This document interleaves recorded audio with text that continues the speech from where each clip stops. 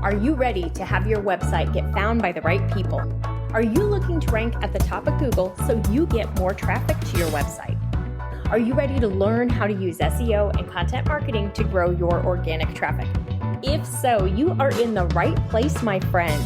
Welcome to the Simple SEO Content Podcast.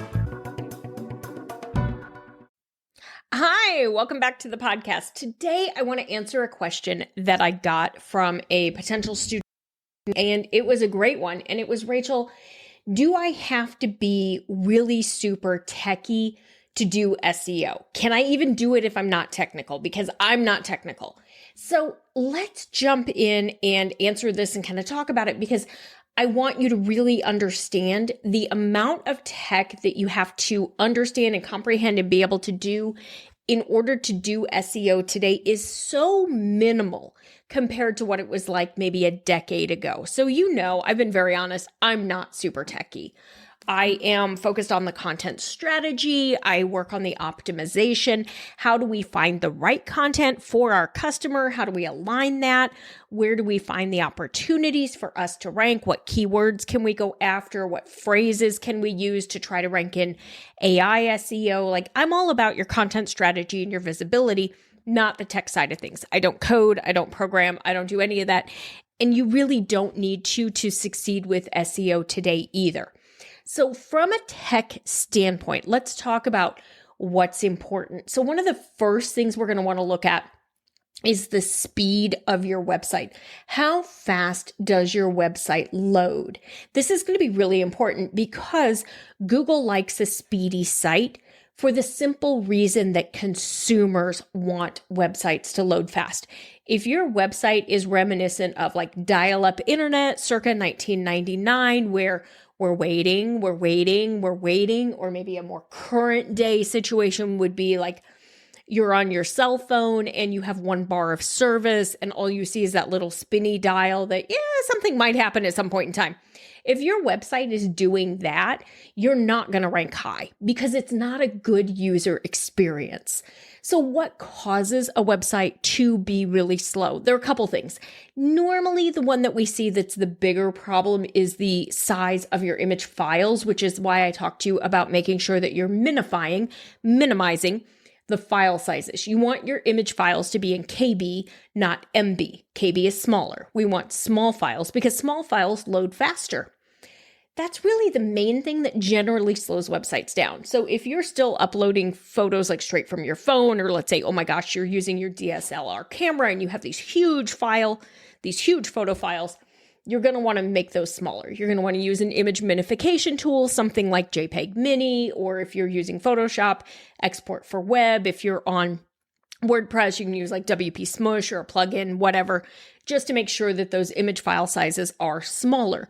While you're doing that, while you're working on the file, go ahead and make sure you optimize that file as well, making sure that you're using your keyword in there, along with the dash, the one that looks like the minus sign in between words, because Google reads the dash as a space. Remember that. And then your bonus tip is to make sure you're also including your business name, because that makes it a little easier for you to show up when someone searches your business name. So that's one reason your website might be loading slow.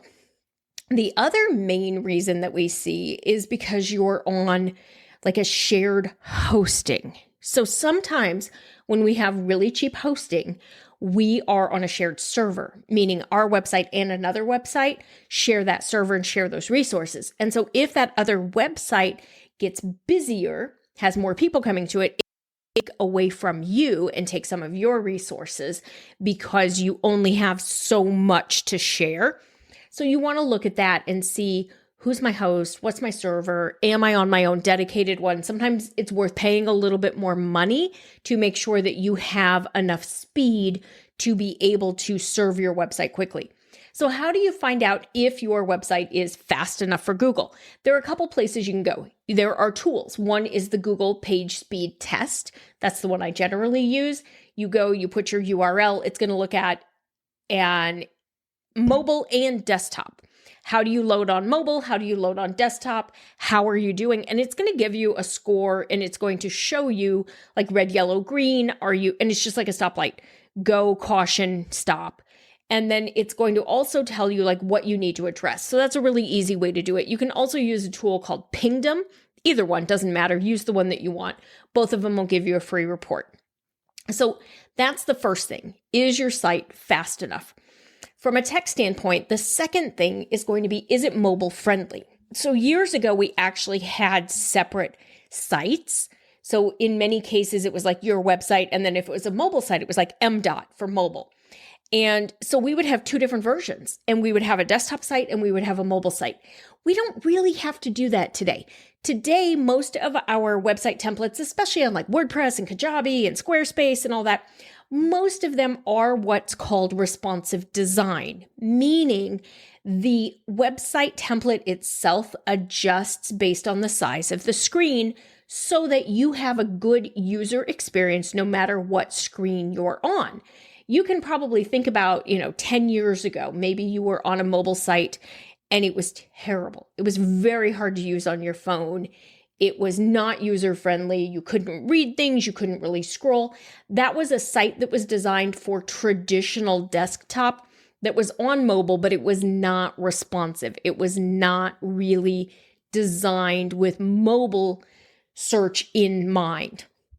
So most of our sites are going to be mobile friendly. Most of them are going to be responsive. What you want to do is take a look at your website on your phone, and I want you to look to see, are the menus easy to navigate? Are the images too big? What can you see on your website without scrolling the slightest on your phone? Can you see and figure out what you do or what you offer on that phone screen with no scrolling? Does your opt-in show up, etc.? Like really take a look at it. What do you see basically above the fold? We've talked about above the fold before. That's an old term. It came from newspapers. It was what was above the fold on the newspaper, meaning what showed up in the box when somebody was looking at the newspaper when they were walking by. Today, above the fold is basically without scroll. What shows up on your website or now on your phone when you go to your website without scrolling. We want to make sure the most important information is there above the fold. So we want to make sure that on mobile, we know what you do, who you help, etc. Now, if you're not sure to focus more on mobile or desktop, where does my traffic come from? Here's a little bonus for you. You can find this out in your Google Analytics account. So if you're curious, do I need to worry about being mobile friendly? Well, if 99% of your traffic to your website comes from a desktop, I wouldn't worry as much about being mobile friendly as if 75% of your traffic came from your mobile devices compared to desktop. Now, in most instances, you probably get more mobile traffic than desktop traffic to your website. That's generally what we see. Google also is doing mobile first indexing and has been for, goodness gracious, at least 10 years, where they index your site mobile, your mobile site, before they index your desktop site. So how you appear on a phone is quite important. So you want to make sure that your site loads quickly on phone and has good images and is clear and is easy to understand. So that's really something I want you to look at from a tech SEO standpoint. And we're talking slightly different now. We're starting to talk, I told you we were going to start talking a little more about conversion optimization and some other tips to really help make sure that once they get to your site, they want to engage with it, because one of the big ranking factors is engagement. How does somebody work with your site?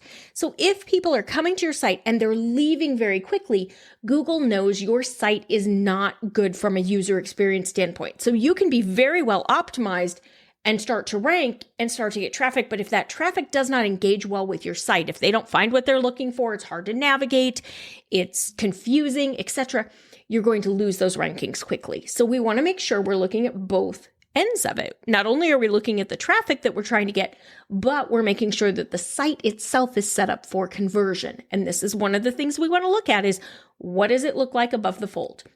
Can somebody tell what I do? Can somebody find my opt-in? Do they know how I help them, who I help? All of that's going to be really important. So now that you understand, like we're talking about the conversion, we're talking about mobile versus desktop. Now let's talk about what we really need to worry about from an SEO standpoint. So like I've told you, it's not about being super technical. It's about creating the content that your ideal customer is searching for, the content ideas that they need help with, and you optimizing that content so that Google can find you. I had a conversation earlier today with a prospect who was telling me, when I search my company name, my website doesn't show up. And I don't know what I need to do so that when we do show up, when people are searching for us or they're searching for the type business that we have, we don't exist. And then somebody had just introduced her to ChatGPT search, and she's like, so I went in there and we don't show up in there either. If you're not showing up, if you're not doing SEO on your website, you're not going to show up in all these different places. SEO is your visibility. So you have to help Google and now AI, ChatGPT, Google, because we have Google AI overviews and Google AI mode. We also have Perplexity. We have other AI-based search in addition to ChatGPT. So we really want to make sure that we are optimizing for all of them so that we have a better chance of ranking in Google and AI search, because it's not going away, my friends. So don't worry so much about the technical. Stay very focused on creating great content, being helpful to your ideal customer, using the keywords that they would be searching for, optimizing, meaning that you're putting all those keywords in the places that Google is looking for them. If you're not sure what those are, get a copy of my beginner's guide to SEO. It's got that information in it for you. If you want to learn a little bit more, join me in the free live SEO class. I'll put the link in here. I've been teaching it live each week, so you have a chance to come in and learn how to show up in Google and ChatGPT. Come on in, take that class with me, ask questions, join me in Simple SEO Content. Let me teach you how to do this. We'll make it as easy, simple, and straightforward as possible. And seriously, the tech, not a problem at all. Go ahead and check your site speed. Go ahead and make sure that you look good on mobile and that you have minified your images, meaning you've made your image files small. They're in KB, not MB. You're going to be good. That really is about all you have to do from a tech standpoint, and then follow SEO best practices, and we'll get you ranking in both Google and AI SEO. That's it for today. I'll see you back here next week. Bye for now. That's all for today's episode of the Simple SEO Content Podcast. I want to thank you so much for joining me. Make sure you visit my website, etchedmarketing.com, and visit the freebies tab. Right there, you're going to find the SEO Content Quick Start Guide along with the free SEO class. So you'll have everything you need to know to get started with SEO and content marketing.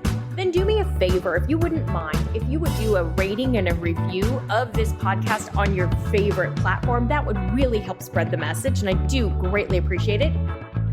If you have any questions, you can always DM me on Instagram at Etched Marketing Academy, and I will see you right back here next week.